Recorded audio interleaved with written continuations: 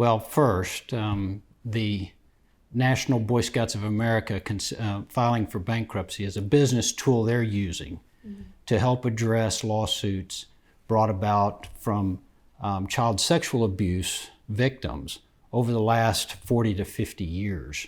In fact, most of the cases are back 40 to 50 years.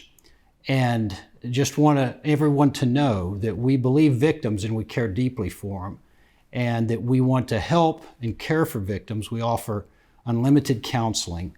And the National Boy Scouts of America wants to use the bankruptcy tool, the financial reorganization tool, to help fairly compensate victims.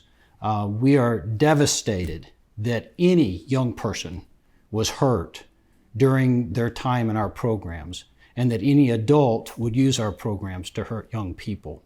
So how does it affect the Last Frontier Council locally? Really, nothing is changing. We are a wholly owned local franchise of the Boy Scouts of America. We are locally funded, we're locally supported. Our PACs and our troops, our Cub Scout programs, our Boy Scout programs, our Scouts BSA programs, our summer camps, they all continue as usual. We are a healthy organization, both financially and programmatically. So really the effects locally should be almost nothing, outside of dealing with the public sentiment from media coverage of the national issue.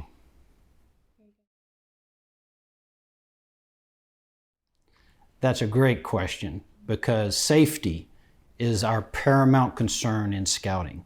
We want all youth, all boys and girls, all young people, their families to have a very safe and exciting experience in our program. With youth protection against abuse or against adults and young people, we have cutting-edge youth protection training that's been recognized worldwide for the training that is mandatory for adults that are members of our organization. Also, that youth protection training is extended out to our youth members, of where they learn to recognize if they're in situations where there could be possible abuse and what to do. We abide by all local and federal laws of reporting. Those are very strong, and there's no tolerance for breaking those. And anytime we get an alleged accusation of abuse, we immediately inform law enforcement.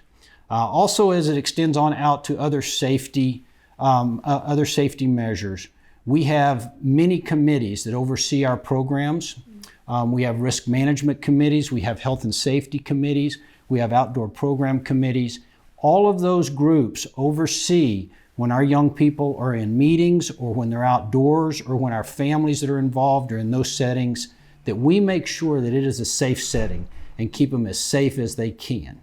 Also, we have documents that PACs and troops, Cub Scout PACs and Scouts BSA troops are required to adhere to.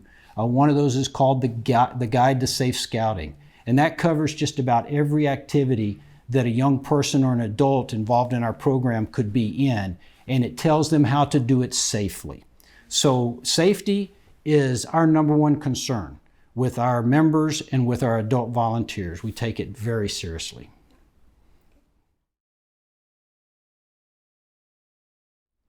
I think the key message that I'd like to convey is that scouting is strong.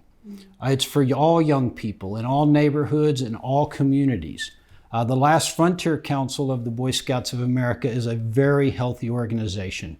We continue to grow every year with more families recognizing that our programs are great for their kids. Young people are not exposed to the character and value development, and especially in the settings that we offer that development, like the Boy Scouts of America. Very few other places offer that. And parents today are recognizing that this is a very good way to raise their children in the scouting program. So what I'd really like for folks to hear is there's always things that come up, there's always change, there's always some distraction, but scouting is very strong. It continues to affect more and more children. Scouting is for you and your children, and we'd like for you to be a part.